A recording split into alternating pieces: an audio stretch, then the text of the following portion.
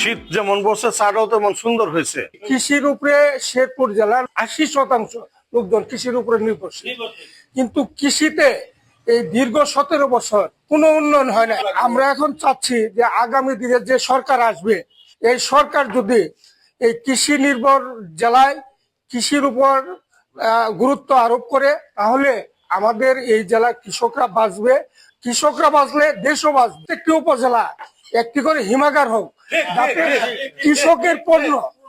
কৃষকের পণ্য যখন বাজার কম থাকে তারা মজুত রাখতে পারে, বাজার যখন বাড়বে সংরক্ষণ করতে পারে। হ্যাঁ, তাহলে কৃষকরা একটা অর্থনৈতিক ভাবে স্বাবলম্বী হবে এবং উপযুক্ত দাম পাবে। শেরপুর আমরা সব দিকেই মানে পিছিয়ে রয়েছি। মানে খেলাধুলা যে ক্রীড়া সংস্কৃতি, এটা যে এক সময় ব্যাপক ঐতিহ্য এবং প্রসিদ্ধ ছিল, এই শেরপুরে ক্রীড়া জগৎ থেকেও অনেকটা পিছিয়ে রয়েছে। এবং ছেলেপেলে গুলা খেলাধুলা না হওয়ার কারণে, বিভিন্ন কর্মকাণ্ড থেকে অনেক পিছিয়ে থাকার কারণেই ছেলেগুলো বিভিন্ন ভাবে আসক্ত হইতেছে এবং শরীর স্বাস্থ্যের দিকে নজর দিতে পারতেছে। আমাদের একটা মেডিকেল কলেজ দরকার, একটা পূর্ণাঙ্গ বিশ্ববিদ্যালয় নাই, এখানে একটা কৃষি সম্প্রসারণ নেটিয়ে আছে, এটা একটা কলেজ করতে পারতো। কৃষিমন্ত্রী ছিল, আমাদের দুর্ভাগ্য, ইচ্ছা করলেই উনি এটা কৃষি কলেজে রূপান্তরিত করতে পারতো, একটা বিশ্ববিদ্যালয় করতে পারতো।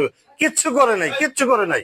আমরা যে পরবর্তী নতুন সরকার আসবো, আমরা দাবি জানাই, আমাদের চিন্তা ভাবনা যেন এগুলো একটা পূর্ণাঙ্গ বিশ্ববিদ্যালয়, একটা মেডিকেল কলেজ, কৃষি কলেজ আমরা পাই। বৃষ্টি হলে আমাদের ভারত থেকে যে পাহাড়ি ঢল আসে, এই ঢলের কারণে আমাদের পৌরসভার যে খাল নল নদী আছে, এগুলোতে আমাদের শহর লেভেলে কিছু আবাসিক এলাকাতে জলাবদ্ধতা হয়ে যায়। তারা যেন আমাদের এই জলাবদ্ধতার উপরে বিভিন্ন মনোযোগ দৃষ্টি আকর্ষণ করে, আমাদের এই প্রত্যাশা। শেরপুর সদরে বিশেষ করে একটা রেল লাইন আমাদের অনেক দিনের দাবি, একটা রেল স্টেশন।